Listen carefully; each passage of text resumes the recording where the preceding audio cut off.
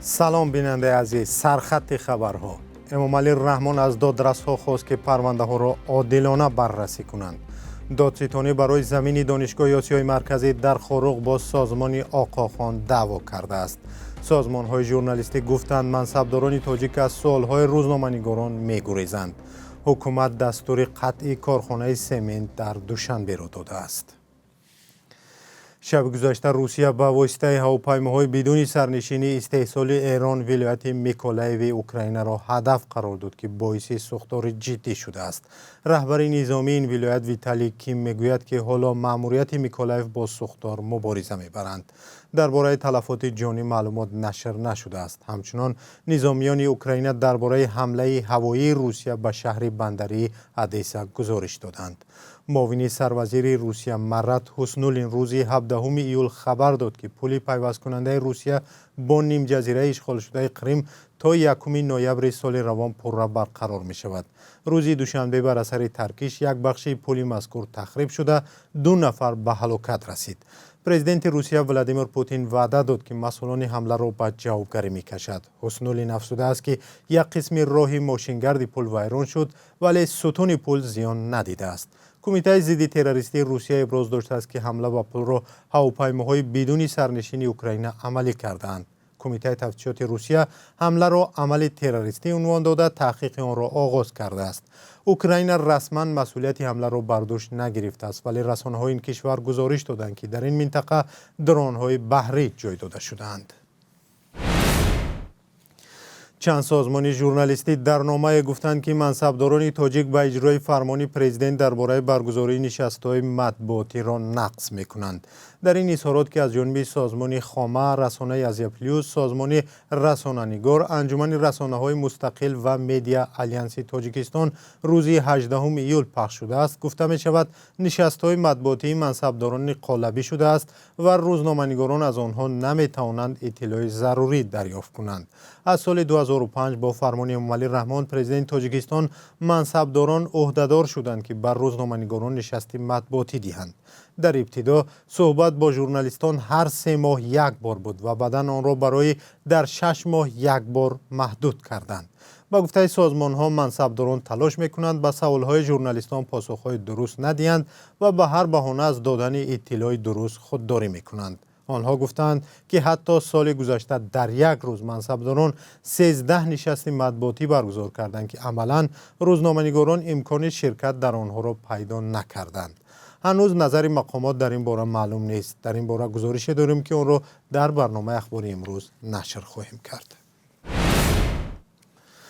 دادستانی ولایت بدخشان از دادگاه عالی اقتصادی طلب کرده است که زمین دانشگاه آسیای مرکزی در شهر خاروق به دولت برگردانیده شود. این زمین آخر سالهای 90 از سوی شبکه آقاخان خریداری شده بوده است و حالا مقامات دعوا دارند که خرید و فروش پرره قانونی نبود. به نوشته دادگاه عالی اقتصادی بحث دادستانی ولایت بدخشان و دانشگاه آسیای مرکزی درباره دولتی کردن زمین‌های دانشگاه روز 12 ایول باید بررسی می‌شد.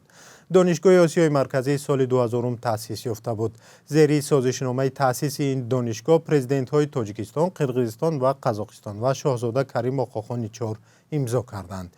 این سازشنامه از جانب پارلمان‌های این 3 کشور به تصویب رسید و در سازمان ملل متحد هم به قید گرفته شده است. چرا حکومت تلاش دارد این زمین را پس بگیرد و مشکل با تشکیلات آقاخان چیست؟ در این باره در برنامه اخباری آزادی ساعت 18 به وقت تاجیکستان و 16 به وقت مسکو صحبت خواهیم کرد. امامعلی رحمان پرزیدنت تاجیکستان از دادرس‌ها خواسته است که عدالت را رعایت کنند و پرونده‌ها را شفاف بررسی کنند.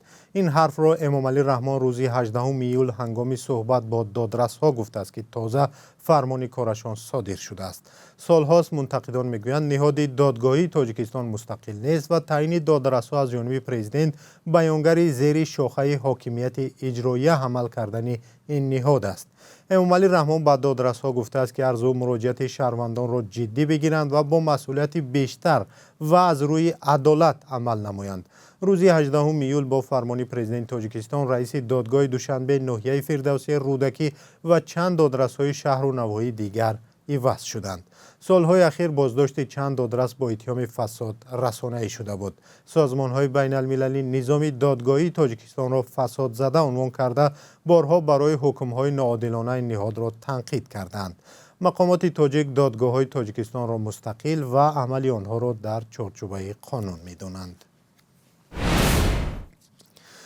حکومت تاجیکستان دستور داده است که فعالیت یکی از کارخانه‌های قدیم‌ترین استحصال سمنت در تاجیکستان تا آخر امسال باز داشته شود، زیرا هوای شهر دوشنبه را بسیار آلوده می‌کند.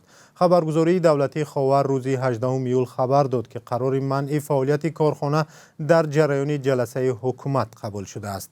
در خبر آمده است کارخانه مذکور که سالهای 40 عصر گذشته ساخته شده است، امروزها عموما به طلبات جوابگو نبوده تاثیر بی‌واسطه خود را به اکولوژی شهر و ساکنان آن رسانیده ایستاده است. کارخانه استحصال سمنت در کنار شهر دوشنبه است و یکی از کارخانه‌های آلوده سازنده هوا در پایتخت تاجیکستان به حساب می‌رفت. با بالاتر رفتن حرارت در تابستان امسال هوا در دوشنبه آلوده‌تر و برای صحت انسان خطرناکتر شده است. باری اول است که حکومت برای آلوده کردن هوا فعالیت یک کارخانه عظیم صنعتی را باز می‌دارد.